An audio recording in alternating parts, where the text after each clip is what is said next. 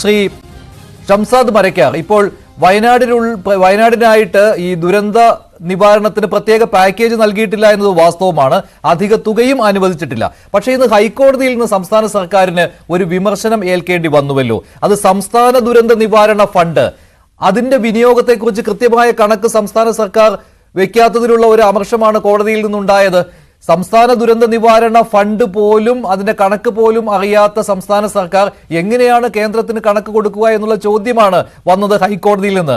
ഇത് ശരിയായ ഒരു കാര്യം തന്നെയാണോ? സംസ്ഥാന സർക്കാർ കൃത്യമായിട്ട് ഇത്തരം കണക്ക് സൂക്ഷിക്കാത്തത് വയനാട് ദുരിതാശ്വാസത്തെ ഏതെങ്കിലും രീതിയിൽ ബാധിക്കുന്നുണ്ടോ? തീർച്ചയായും ഇതിനകത്ത് വയനാട് ദുരന്തവുമായി ബന്ധപ്പെട്ട് മുണ്ടക്കൈ ചൂരൽമല ദുരന്തത്തിന്റെ ഭാഗമായുള്ള പ്രത്യേക പാക്കേജിന് കേന്ദ്ര സർക്കാർ ആവശ്യമുള്ള തുക, അതായത് 2219 കോടിയോളം രൂപ ആവശ്യമുണ്ട് എന്നുള്ള റിപ്പോർട്ട് നമ്മൾ കൊടുക്കുകയും അത് അനുവദിക്കപ്പെടണം എന്നുള്ളത് ആവശ്യപ്പെടുകയും ചെയ്തിട്ടുണ്ട്. ന്യായമായും സർക്കാരിനോടൊപ്പം ജനങ്ങളോടൊപ്പം നിൽക്കുന്ന ഏതൊരാൾക്കും ആ ഒരു പാക്കേജ് കിട്ടുക എന്നുള്ളത് അത്യാവശ്യവുമാണ്. വയനാടിന്റെ പുനരധിവാസത്തിന്റെ ഭാഗമായി അതിനുവേണ്ടി രാഷ്ട്രീയ വ്യത്യാസമില്ലാതെ, ഭരണ പ്രതിപക്ഷ വ്യത്യാസമില്ലാതെ നമ്മളെല്ലാവരും കേന്ദ്രത്തിൽ സമ്മർദ്ദം ചെലുത്തുകയും എംപിമാരടക്കം കേരളത്തിൽ നിന്നുള്ള എല്ലാ എംപിമാരും ശ്രീമതി പ്രിയങ്ക ഗാന്ധിയുടെ നേതൃത്വത്തിൽ അമിത്ഷായെ കാണുന്നു, നിവേദനങ്ങൾ കൊടുക്കുന്നു. സർക്കാരും പ്രതിപക്ഷവും ഒരുമിച്ച് ചേർന്നുകൊണ്ട് നിയമസഭയിൽ പ്രമേയം പാസാക്കുന്നു. പ്രാദേശിക തലത്തിൽ പോലും പഞ്ചായത്തുകളും ബ്ലോക്കുകളും എല്ലാവരും രാഷ്ട്രീയത്തിന് അതീതമായി എല്ലാവരും ഒരുമിച്ച് നിൽക്കുകയാണ്. കേന്ദ്രത്തിൽ നിന്നും ധനസഹായം വേണമെന്നുള്ള കാര്യം തർക്കമില്ല.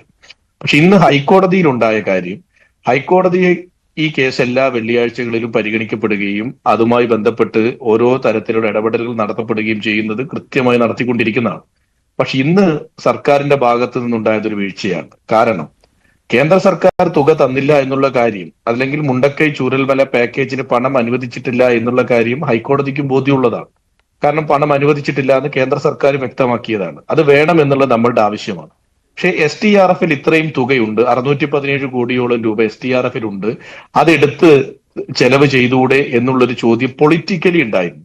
രാഷ്ട്രീയപരമായ ആ ചോദ്യം BJP കുറെ കാലങ്ങളായി വയനാട്ടിലും കേരളത്തിലുമൊക്കെ STRF നിന്നും തുക ഉപയോഗിക്കൂ എന്ന് പറയുമ്പോൾ നമ്മൾ ഈ പാക്കേജിൽ തന്നെയാണ് കോൺസെൻട്രേറ്റ് ചെയ്യുന്നത്.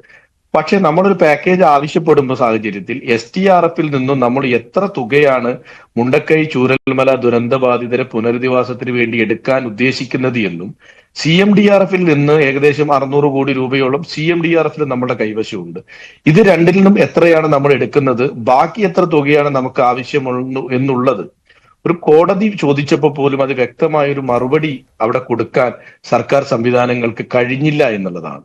ഇപ്പൊ STRF നോംസ് പ്രകാരം എല്ലാം ശാശ്വതമാകുമെന്ന് ഞാൻ പറയുന്നില്ല, എല്ലാവർക്കും അറിയാം അതിനകത്ത് ലിമിറ്റേഷൻസ് ഉണ്ട്.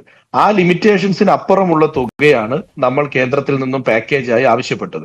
പക്ഷെ STRF നിന്ന് നമുക്ക് എല്ലാ തുക എടുക്കാനും കഴിയില്ല. കാരണം കേരളത്തിൽ മറ്റെവിടെയെങ്കിലും എന്തെങ്കിലും ഒരു അതിൽ തന്നെ ശ്രീ ഷംസാദ് മരക്കാർ, മറ്റൊരു കാര്യം കൂടിയുണ്ടല്ലോ, ഈ SDRF കേന്ദ്ര വിഹിതവും ഉണ്ടല്ലോ. അത് കൃത്യമായിട്ട് ഈ ഫിനാൻസ് കമ്മീഷന്റെ ശുപാർശ പ്രകാരം കിട്ടുന്നതാണ്. അത് പ്രത്യേകമായി കേന്ദ്രം നൽകുന്ന തുകയല്ല.